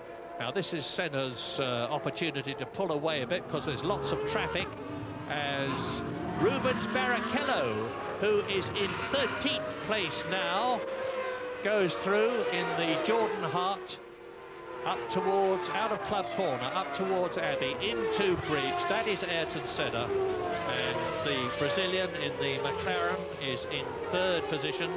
Well, there's no way he's going to get 2nd place unless Prost or Schumacher have problems. But this is what Senna does. He says, I will go as fast as I can. You can't do better than that. And if I keep up the pressure, one of the cars in front may have a problem. Senna going through to complete his 45th lap in this 59-lap race, with Prost still lapping marginally faster than Michael Schumacher. The gap now is 8 seconds between 1st and 2nd, but there is Senna. Now, next is Brundle, and Brundle has got past the traffic. The Englishman, whose highest place thus far this year is 3rd position at San Marino, and a couple of 5th places now. That was Senna. Here are Fittipaldi and a Lacey, who have been lapped. Behind them is Martin Brundle. Behind him is Rubens Barrichello. The yellow and dark-coloured car is Philippe Alliot, and going through behind Philippe Alliot is Zanardi, Sandro Zanardi, the Italian in the Lotus, lap 46. Prost 8 seconds ahead of Schumacher. You're watching Martin Brundle, 5th position, 4.3 seconds now behind Ayrton Senna. Martin comes from South Wootton near Kings Lynn. I'm sure the flags are waving for him now. Ex-Benetton driver last year, ex-Tyrrell, ex-Jaguar, world champion in the sports car series in 1988. He won at Le Mans for Jaguar, and he's driven for Williams in one race at Spa in 1988 when Nigel Mansell had chicken pox and couldn't drive. Martin Brundle completes the lap. Now he wants to get past the Ferrari of Alesi. Now where is Johnny Herbert? Well, that is Philippe Alliot. There is Riccardo Patrese, and that is Johnny Herbert, who is in 6th position in the points behind the Italian. There is Patrese in the yellow and green Benetton, 5th position, and Patrese's got Alliot in front of him, who's not famous for driving the narrowest motor car in Grand Prix racing. which means to say he makes it difficult for people to pass, but not for Patrese on this occasion, or for Johnny Herbert.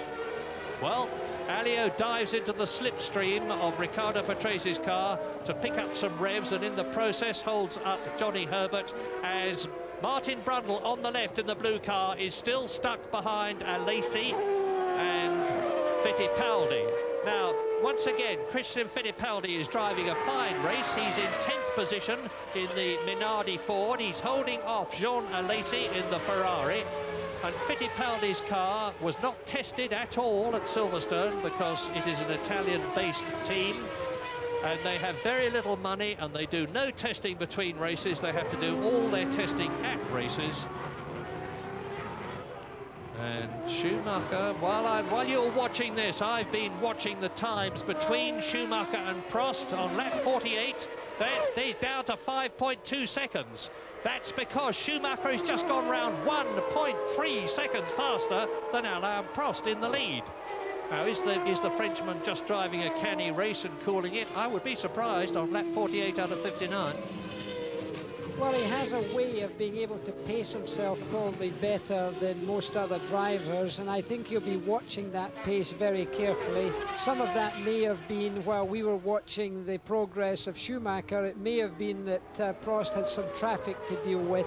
I don't think if it comes to push and shove, it'll be difficult for him to speed up where necessary. 5.2 seconds for me, however, would not be personally quite enough. I'd like to see a little bit more air between myself and the man that I was getting a little pressure from. Schumacher, as I say again, because of his youth and exuberance, tends to drive very, very hard, where Prost is that little bit more mature, down to 4.8 seconds now. That's the gap between Alain Prost and Schumacher. Schumacher still being very smooth here.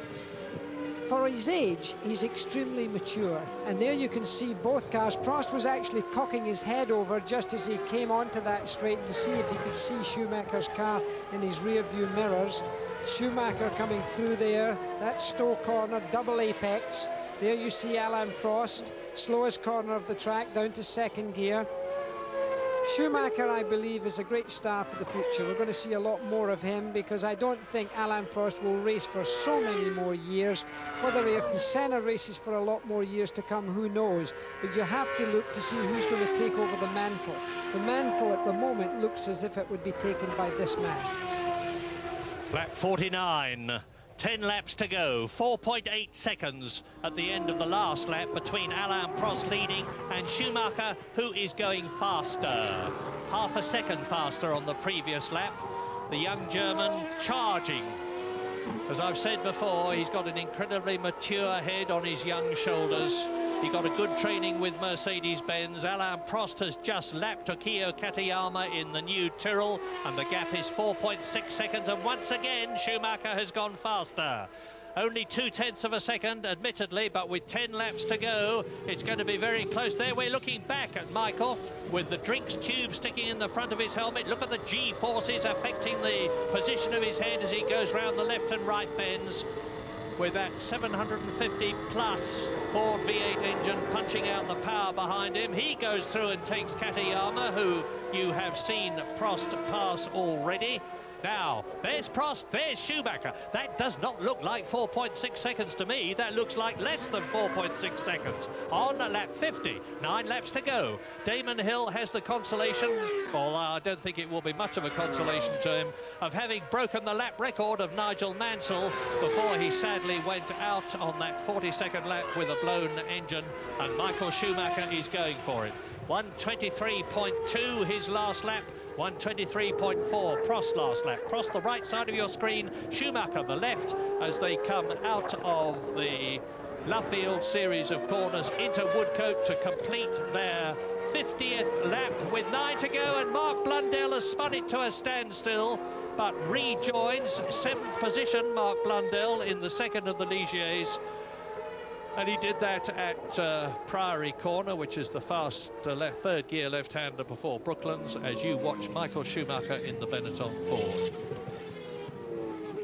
Prost. 4.18 seconds. 4/10 of a second faster. Michael Schumacher, they enter the hangar straight. They build up to 190 miles an hour on the approach to Stowe. But even if Schumacher catches Prost and sits underneath his rear wing, the Frenchman will know that if he holds the racing line doggedly, and he's got a lot of experience at doing that, it's going to be well nigh impossible for Schumacher to get past him. Or is it? Because if there's one man who takes a chance when he's charging, it's this man. So Michael Schumacher up into Abbey. And this is Mark Blundell's spin. This is a replay. He loses it at Abbey. Very quick corner indeed, but that's how quick, bridge, I'm sorry, that's how quickly they scrub the speed off with those broad tyres. Just goes into the gravel a bit, as on the right you see Prost, on the left you see Schumacher. The gap on the previous lap, 50, was 4.18 seconds. Prost completes the lap now. Schumacher completes the lap now, and the gap, which was 4.18, has gone up to 4.48. And Prost has got the message. I know what you're up to, he says. I'm going to go quicker, 0.3 of a second quicker. That'll do nicely. That'll maintain the gap. You can see it. And it's Prost leading on lap 52 out of 59. Schumacher is second. Senna is 35 seconds behind them in third position. Brundle is well back on Senna now, fourth place. Patrese is fifth. And you'll notice that Brundle is now up ahead of Riccardo Patrese, so he's up into fourth place. Johnny Herbert is in sixth place. Warwick is seventh. Blundell is eighth, notwithstanding that spin. Ninth is Leto. 10th is Fittipaldi. 11th is Barrichello. And in eighth position, it is Jean Alesi's Ferrari. So 8 laps to go. Fascinating technical battle this, because you have the V10 Renault engine, the V8 Ford engine. There's a lot of discussion about which is the better. This is Riccardo Patrese. We're with Patrese now, and ahead of him is Brundell's Ligier in fourth position. Behind him, immediately behind him, is Johnny Herbert. And you remember we said earlier on, it looked as though the Lotus could come good at this race. Well, that is exactly what it is doing. Johnny Herbert's highest finish this year, 2 fourth places in Brazil and at Donington, and he's on target to finish in the points, and that would be a real lift for the Lotus team at Hethel in Norfolk. That's Patrese. Somebody locked up there, or locked a tyre.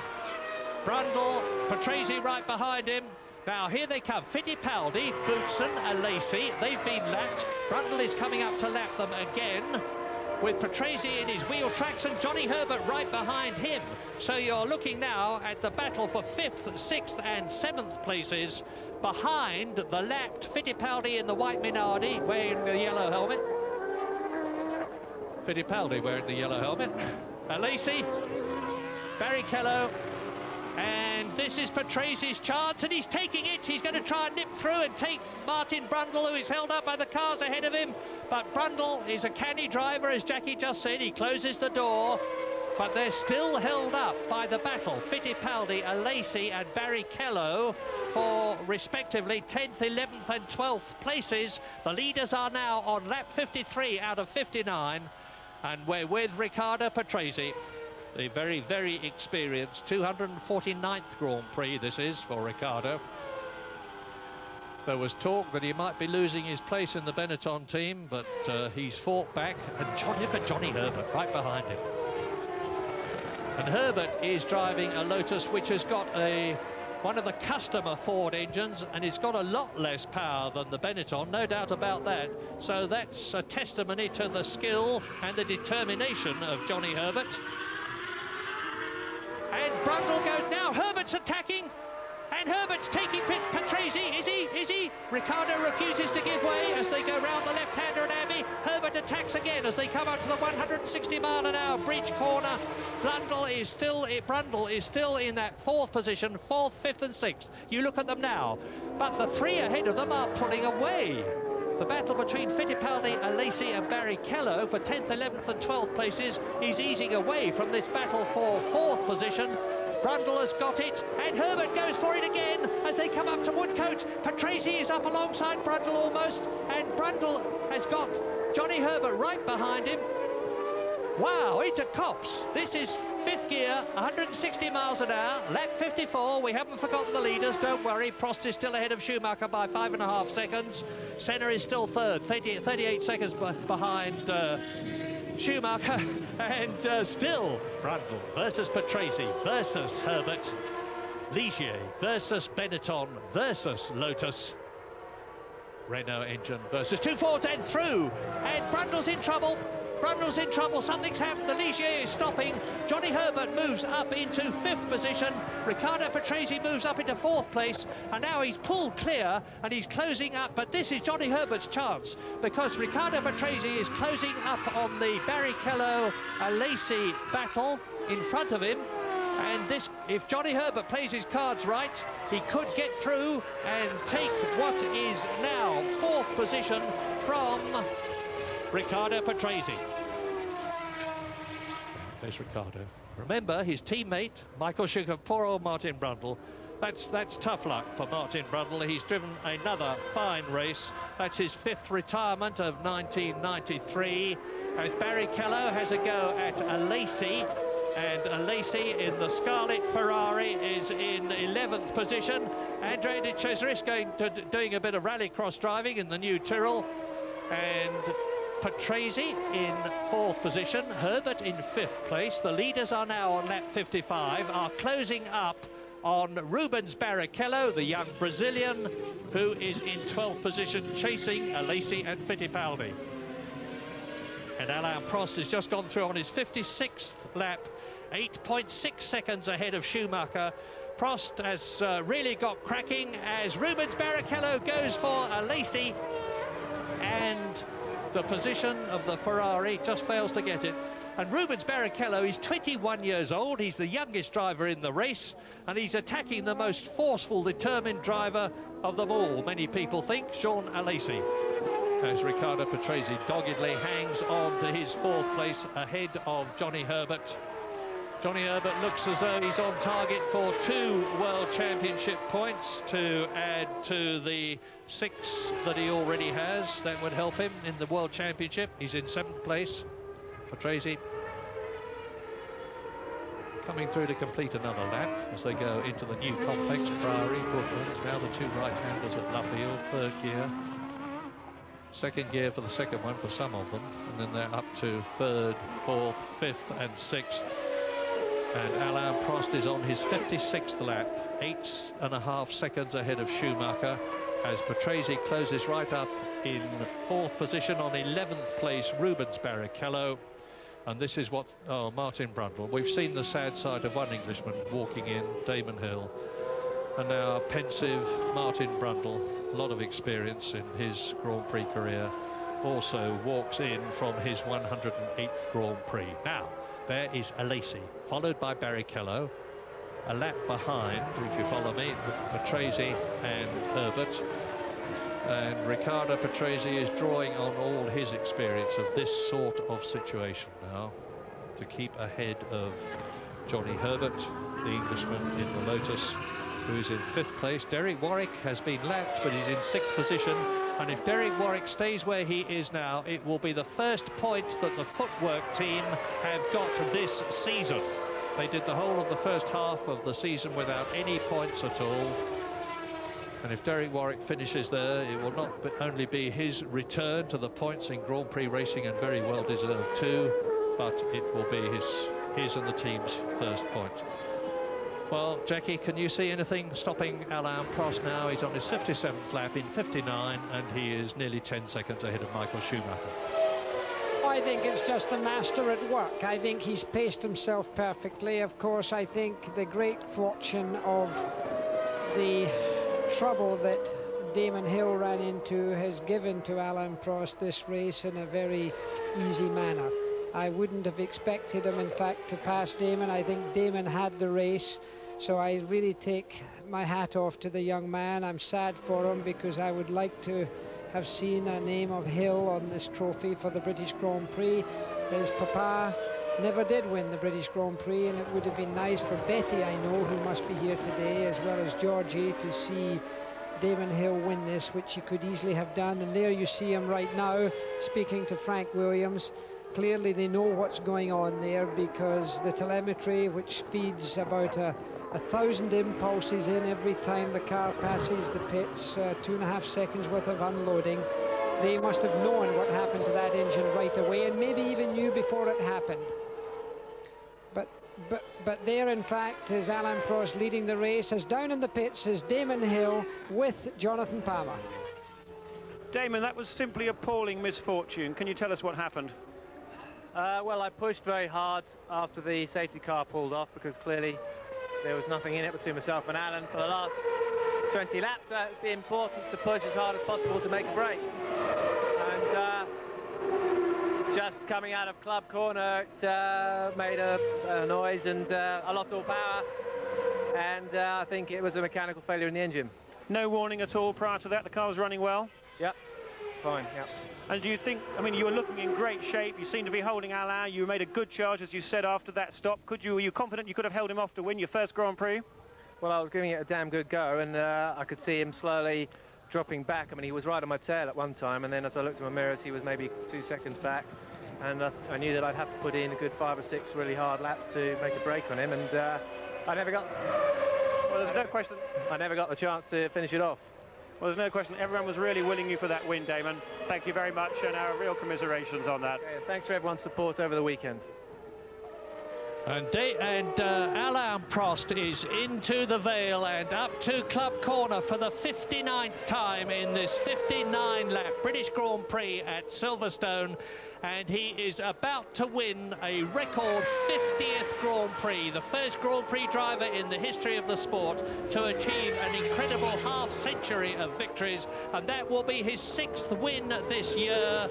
It will extend his lead in the World Championship over Ayrton Senna. It will raise his World Championship points level to an incredible 766.5. But as far as they're concerned, he's concerned, they're just numbers. And Alain Prost wins the British Grand Prix at Silverstone, sees the checkered flag, and will be as delighted as he always is to win a race. He's driven a superb race. He pressured Damon Hill. And sadly, you've heard the story from Damon of what happened to him. He was giving it everything that he had got, but it just wasn't enough. Michael Schumacher has finished second again, and I say again because that is the 3rd time. And here is Senna rolling to a standstill now. Ayrton Senna now, is he home for the full? He hasn't crossed the line. This means that Riccardo Patrese could be 3rd, and it means that Johnny Herbert could be in 4th position.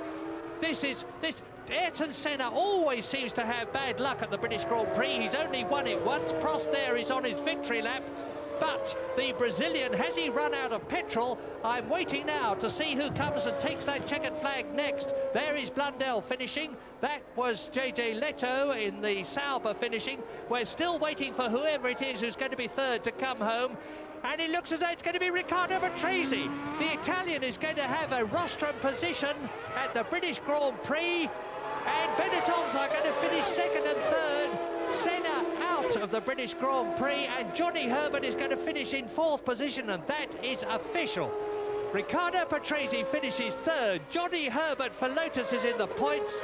There is a far from happy Ayrton Senna, and unless I'm very much mistaken, this is the 3rd year in succession that Ayrton Senna has retired. I remember him riding back on the side pod of Nigel Mansell's car the year before last.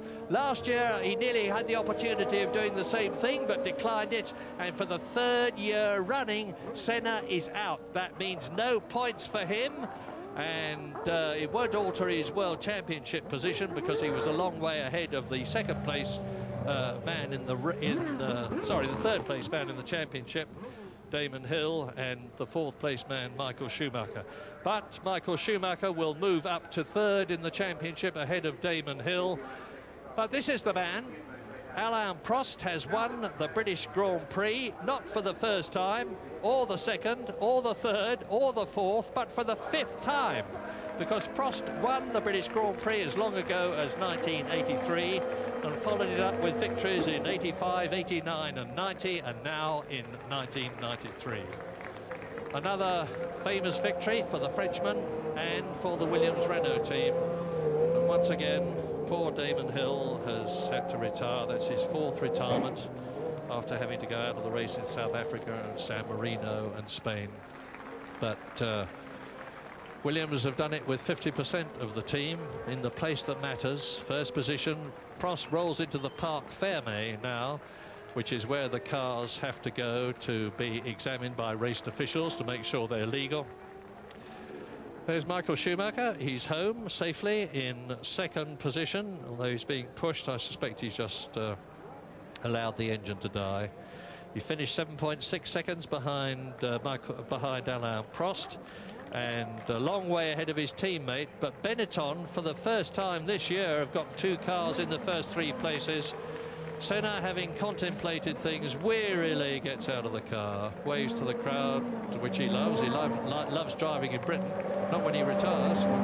But Prost, off comes the helmet. Now we'll see the famous French face and the curly hair.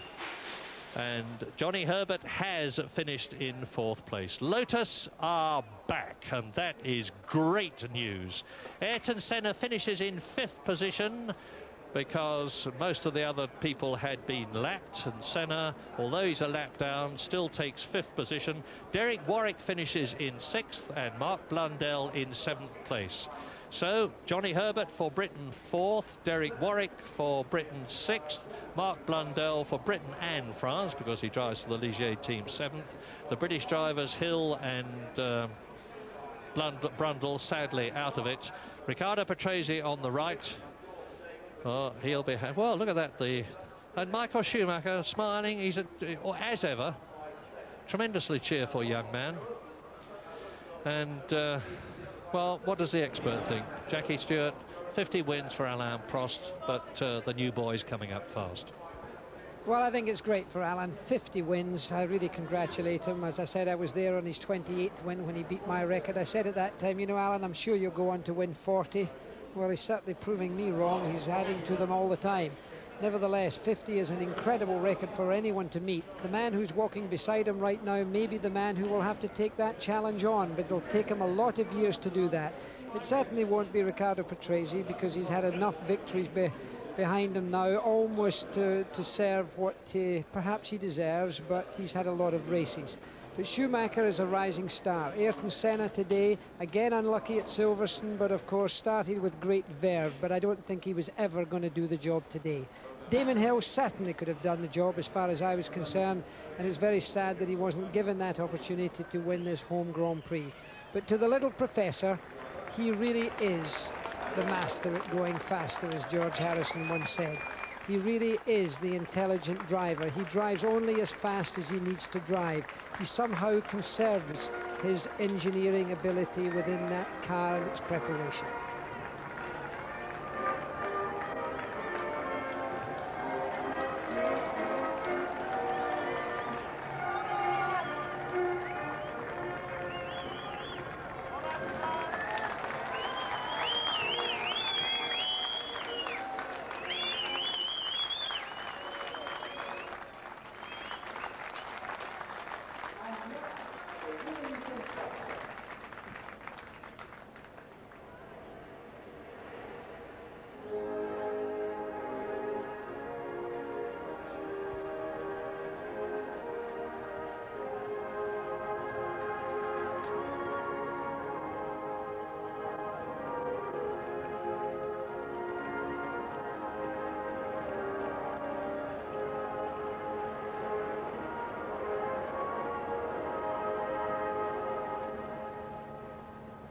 The stirring strains of the Marseillaise ring out for Alain Prost, the French winner of the British Grand Prix, and God Save the Queen for the Williams British team for the top constructor, as Prince Michael gives the trophy to a very happy Alain Prost.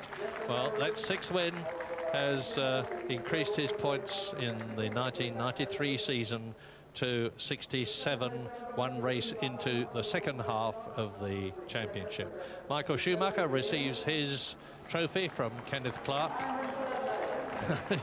You see, he's well pleased. So a Frenchman wins, a German is second, and Italian Riccardo Patrese takes the trophy for 3rd place.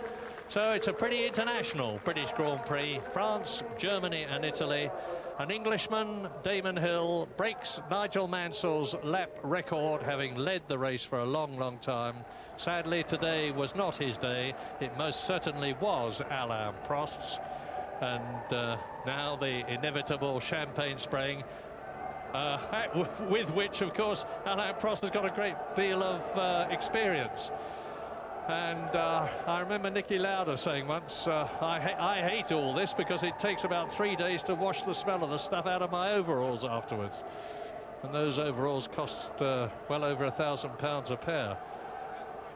Well, Prost can afford it. He's a very wealthy man.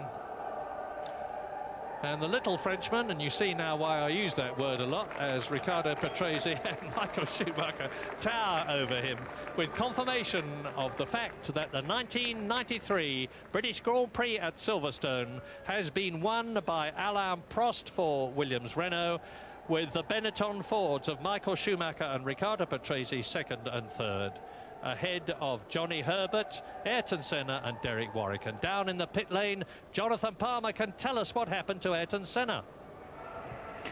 Well, I've just been looking at the data logger with the McLaren engineers, and Senna's problem was lack of fuel pressure towards the end of the race, which is pretty likely to be, almost certainly, in fact, he ran out of fuel. But what's interesting is that apparently Senna opted to run what Ron Dennis felt was a rather too low fuel load, obviously in the interest of trying to find out, or trying to get the last few tenths of lap time out of the car, and it looks like on this occasion he made the wrong decision, clearly running out. But apparently it was Senna's decision to run that amount of fuel.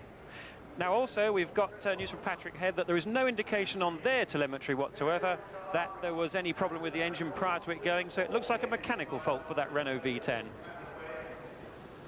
I thought Patrick Head was going to have said that there was no indication that there was any problem with the Renault engine, in which case I was going to assure him that there had been a major problem, but obviously that is not the case.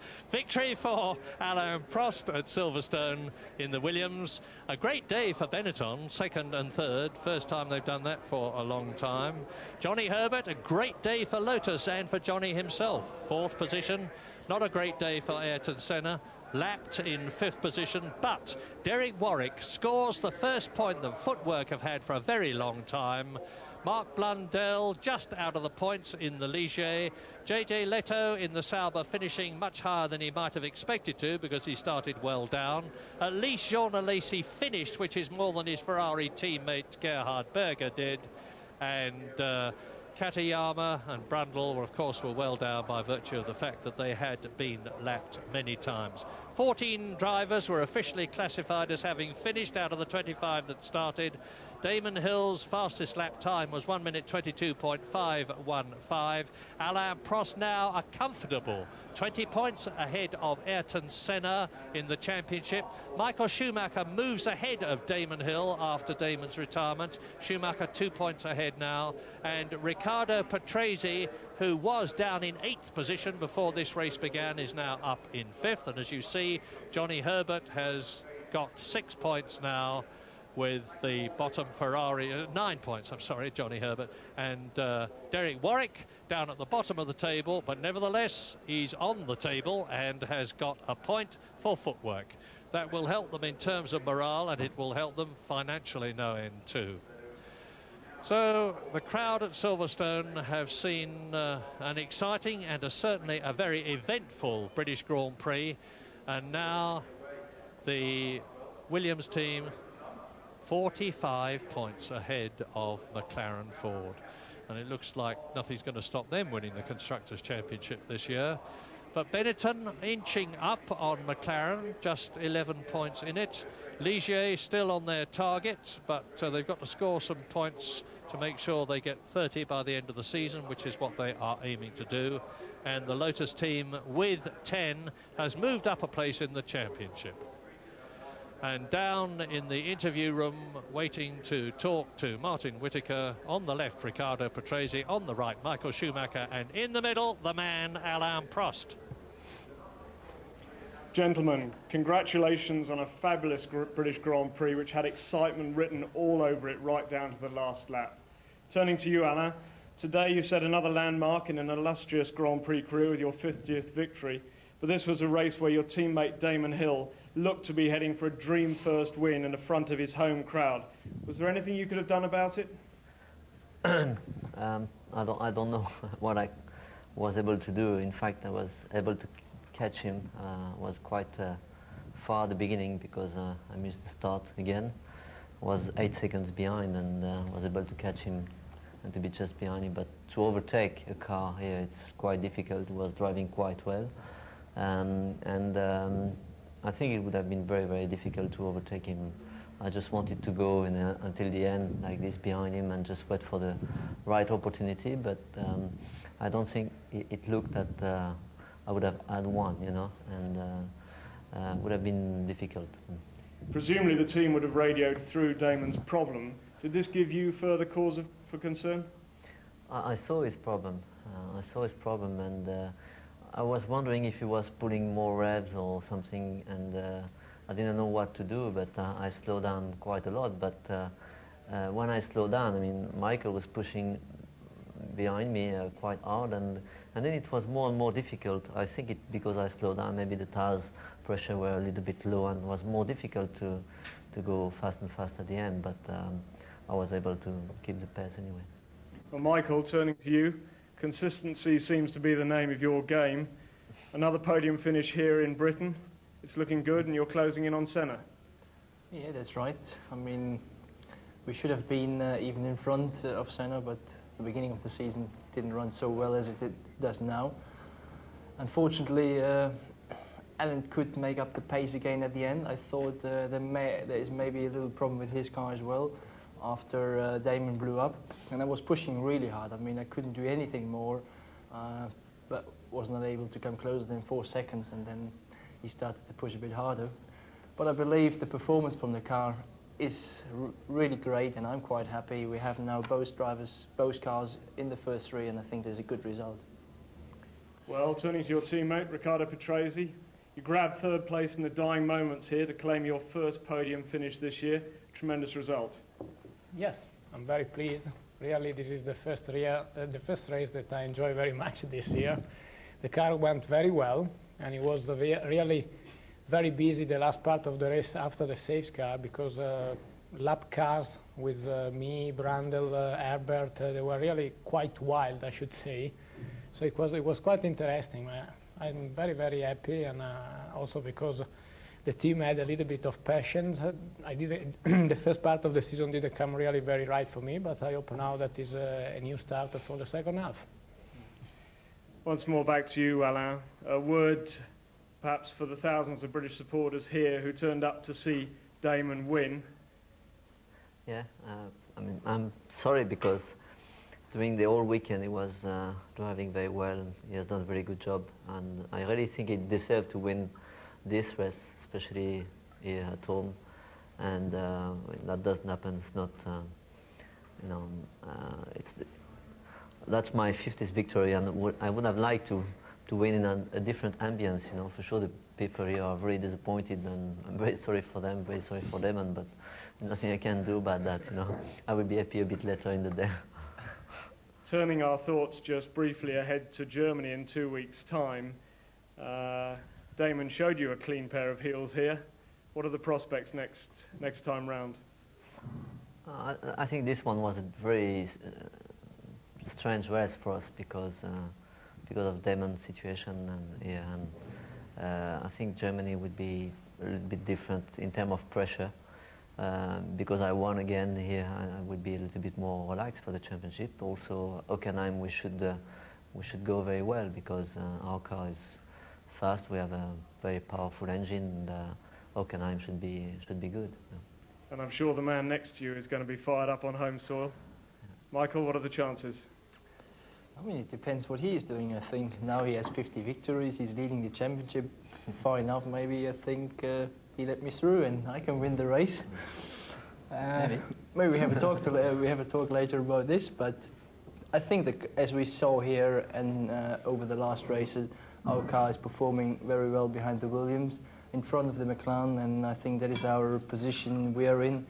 If they run into a bit of trouble, we may have the chance to pick up another position. But we see, I think, behind the Williams, that is already a big step from last year. Well, Alain Prost, Michael Schumacher, Riccardo Patrese, congratulations on a great British Grand Prix. Thank you. Thank you. And we'll have live coverage of that German Grand Prix in a fortnight's time. We accept Alain Prost's apologies for his victory here at Silverstone. Very, very nearly another heroic day for British motorsport, and we hope to get a further word with Damon Hill before the end of Sunday Grandstand this afternoon. We've got more motorsport to come. We've got action from the British Formula 3 Championship and also from the British Touring Car Championship a little later in the programme. But the next big event of this sporting summer is the Open Championship, which starts at Royal St George's, Sandwich, on after 42 laps. This was his car in the pit lane just a short time ago. Damon Hill had led all the way and was looking in command, but out he went after 42 laps of the British Grand Prix. And it left us with yet another victory for Alain Prost, his 50th win of his great career, and he also equalled Jim Clark's record of 5 British Grand Prix wins. His 6th victory of the season, Alain Prost.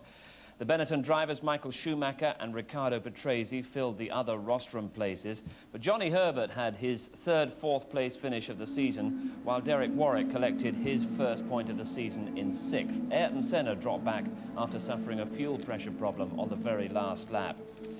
And Prost's 50th Formula 1 triumph, that extends his lead at the top of the World Championship standings to 20 points over Ayrton Senna, who got that 5th place today.